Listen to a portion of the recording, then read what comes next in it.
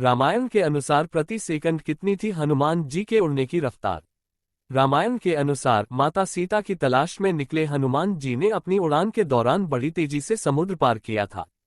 हनुमान जी की गति को गर्जन गति और वायु वेग के रूप में वर्णित किया गया है, जो वायुदेव के पुत्र होने के कारण उनके लिए स्वाभाविक थी। उनकी गति इतनी तेज थी कि उन्होंने लंका तक की दूरी महज कुछ ही समय में तय कर ली थी। उड़ते समय उनकी चाल को पवन की गति से भी तेज कहा गया।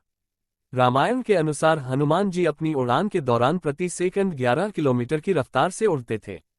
हनुमान जी की उड़ान में उनकी शक्ति, बुद्धि और ध्यान की प्रमुख भूमिका थी, जो उन्हें बिना किसी बाधा के आगे बढ़ने में मदद करती थी।